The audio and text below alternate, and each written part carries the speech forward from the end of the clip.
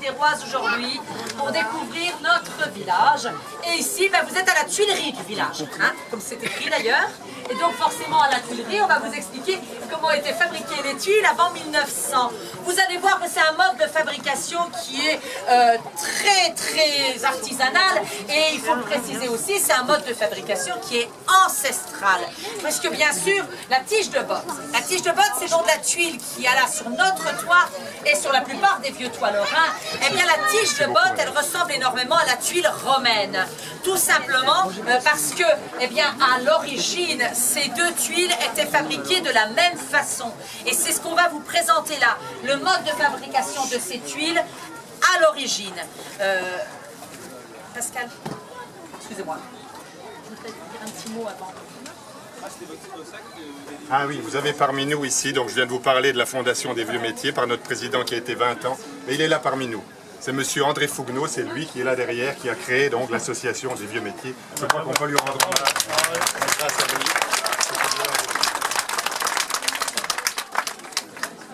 Voilà, alors donc bon, je continue avec les tuiles, hein, parce que bon, monsieur Fougneau n'était pas tuilier, il n'y connaît rien, lui, à la fabrication des tuiles. Donc voilà, donc je vous disais, la tige de botte, la tuile romaine était fabriquée de la même façon, et c'est ce qu'on va vous présenter là. Alors, il faut savoir donc qu'à l'origine, le mode de fabrication, quand on fabriquait des tuiles, eh bien c'était sous le mode communautaire. C'est-à-dire que c'était les gens du village qui fabriquaient les tuiles pour les besoins du village.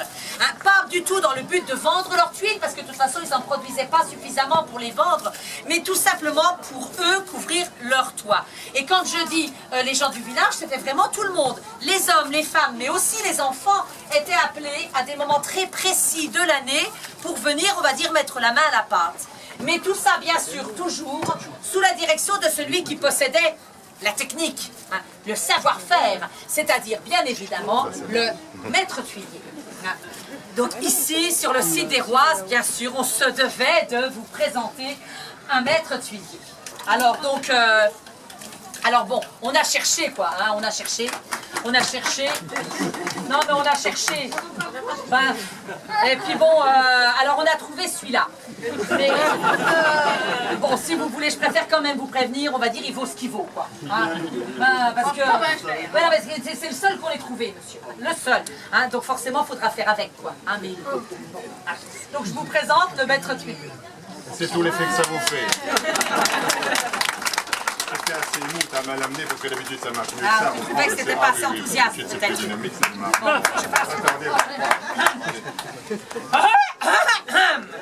Ça c'est une poule meusienne.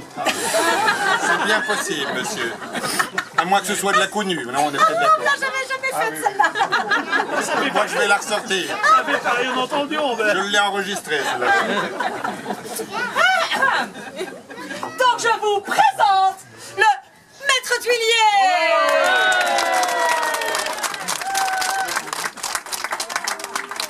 Merci beaucoup pour ces applaudissements aussi spontanés. Hein. Mais malgré tout, quand même amplement mérités, car des tuiliers, vous n'en verrez pas deux. Je suis le seul et unique, nous sommes en voie de disparition. Il y a même un monsieur qui m'a dit que j'allais finir naturalisé, accroché ici à côté de ma peau de lapin. Mais vous savez, la tuilière, il faut se la farcir également, parce que ça fait quand même pas loin de 25 ans que je me la coltine tous les dimanches du mois de mai dans la tuilerie. D'ailleurs, depuis quelques années en arrière, ça lui est monté à la tête. Depuis qu'elle a fait la une des affiches pour la promotion des vieux métiers. D'ailleurs, je vous en ai mis une d'affiche dans le coin du mur, je ne sais pas si vous voyez. Très très belle affiche collector. Collector. Si, collector. Attends, voilà. Je ne sais pas si vous remarquez dans le coin en bas à droite. Donc il y a moi. Il y a un seau hygiénique. Hein. Un seau hygiénique qui se trouve là. Et quand on a fait la photo de le photographe, j'ai dit au photographe, surtout vous cadrez de manière à ce qu'on voit bien le seau hygiénique. Il me dit, vous n'y êtes pas, on va mettre un seau hygiénique sur les affiches, on n'aurait personne au vieux métier. Bah, c'est sûr. Ah, j'ai dit, si, moi je tiens absolument à voir le seau hygiénique. Vous voyez, il a fini par m'écouter. Mais il me dit, dites-moi voir, pourquoi vous tenez absolument à ce qu'on voit le seau hygiénique sur les affiches? On se le demande. Ah, j'ai dit, écoutez, si la tuilière fait la une des affiches, elle ne va plus se sentir pisser. Oh. Il y en a qui se connaissent. Non. Bref, sous la direction du maître tuilier se déroulait tous les ans à la même période le même travail. Et le premier travail, bien sûr, eh bien, c'est l'extraction de la terre.